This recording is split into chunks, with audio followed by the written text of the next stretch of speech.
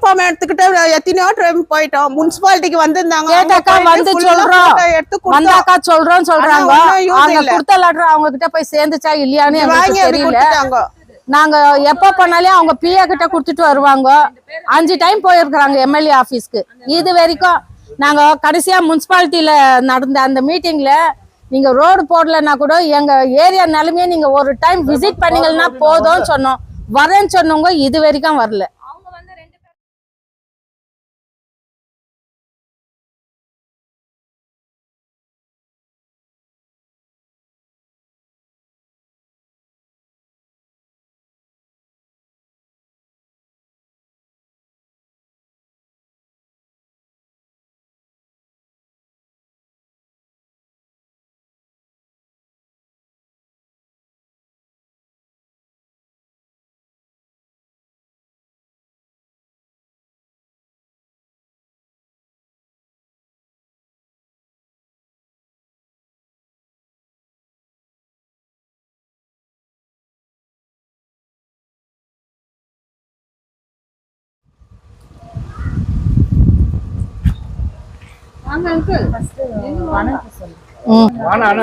இங்க விஷயம் பிரச்சனை என்னன்னா, இங்க நம்ம எம்எல்ஏ மேடம்க்கும் நம்ம முனிசிபாலிட்டி பிரசிடென்ட்டுக்கும் முனிசிபாலிட்டியில இருக்கிற மேஸ்திரிக்கும் எல்லாருக்கும் நாங்க தெரிவிக்கிற விஷயம் என்னன்னாக்கா, எங்க ஏரியாவில் எந்த வசதியுமே கிடையாது. நல்ல லைட்டும் எரியறது கிடையாது. எங்க ஏரியா டிரைனேஜ் கிளீன் பண்றதுக்கு ஒரு முனிசிபாலிட்டி ஆளோ வர்றது கிடையாது. ரோடு இல்ல. இந்த ரோட்டினுடைய விஷயம் என்னன்னா, ரோடு போட்டு கிட்ட 15 வருஷம் ஆயிடுச்சு. இது 15-20 வருஷம் ஆயிடுச்சு. 2017ல சேம்பர் போடுறேன்னு வந்தாங்க. சேம்பர் போட்டு ஒரு பள்ளம் எடுத்தாங்க. மறுபடியும் அதுக்கு ஒரு கனெக்ஷன் கொடுக்குறேன்னு சொல்லி அதுக்கு ஒரு பள்ளம் எடுத்தாங்க. தண்ணி பைப் போடுறோன்னு அதுக்கு ஒரு கனெக்ஷன் பள்ளம் எடுத்தாங்க. எல்லாம் எடுத்து 7 வருஷம் 8 வருஷம் ஆயிடுச்சு. நாங்களும் வந்து பல முறை எங்க நாங்க மனு கொடுக்கணுமோ எல்லார்கிட்டயும் சொல்லிட்டோம். எம்எல்ஏ மேடம் கிட்ட கூட 2 முறை நானே பர்சனலா கூட பேசினேன். அந்த மேடம் இந்த ஏரியாவுல போயிட்டாங்க, அவ்வளவுதான்.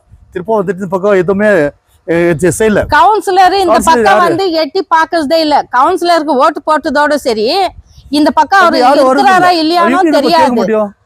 ஒரு முறை ஒரு விஷயம் பேச போனாக்கா, எனக்கு வேற வேலை இல்லையா வீட்டுல, போய் பாருங்க எல்லாம் ஆகும். ஒரு அடிப்படை வசதி, ஒரு ரோடு, ஒரு லைட் தான் கேக்குற. தண்ணி வர்றது கிடையாது. தண்ணி வந்து மாசத்துக்கு 2 மாசத்துக்கு ஒரு வாட்டி போர் ரிப்பேர் ஆயிடும். சுத்து வட்டாரத்துல இருக்கிற போர்ல, ஒரே போர்ல எல்லா பக்கம் தண்ணி எடுத்துக்குவாங்க. வாரத்துக்கு ஒரு நாள் தண்ணி வரும். 2 மாசத்துக்கு ஒரு வாட்டி போர் ரிப்பேர் ஆயிடும். ரிப்பேர் ஆயிட்டு எங்களுக்கு தண்ணி விடுற அன்னைக்கு கேட்டாக்கா, உங்களுக்கு அடுத்த வாரம் தான் தண்ணி, இந்த வாரம் தண்ணி இல்லைன்னு வாங்க. 15 நாள் வரைக்கும் நாங்க அந்த தண்ணிக்கு காத்து நிற்கணும்.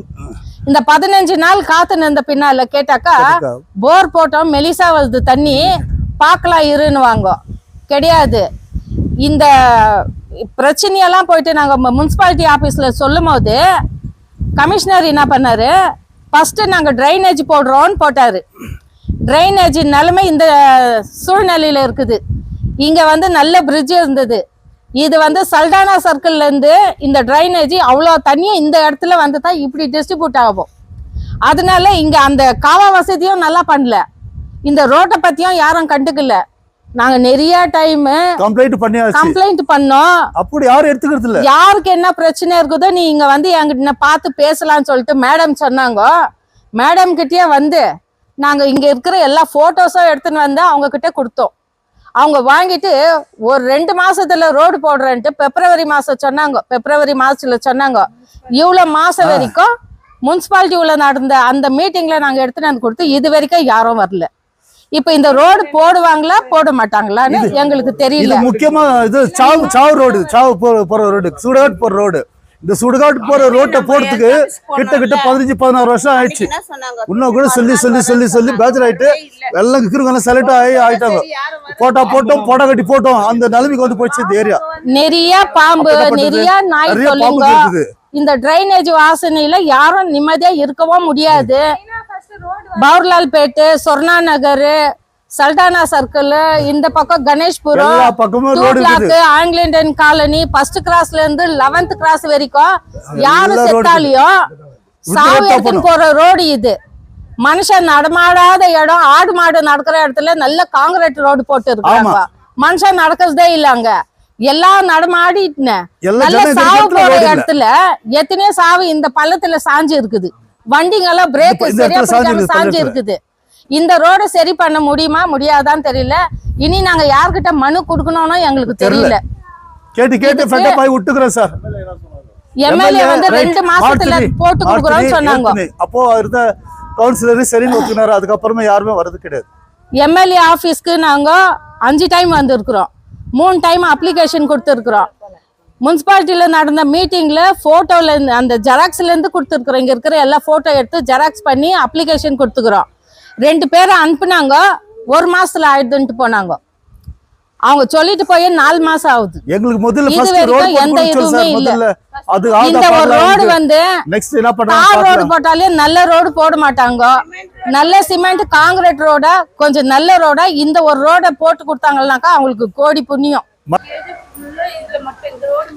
ஆமா, கேஜ பூரா எல்லா இடத்துலயும் ரோடு இருக்குது. ரோடு ஒடிதான் ரொம்ப மோசமா இருக்குது. முக்கியமா போட வேண்டிய ரோட பெண்டிங்ல வச்சு விட்டுட்டு இருக்கிறாங்க.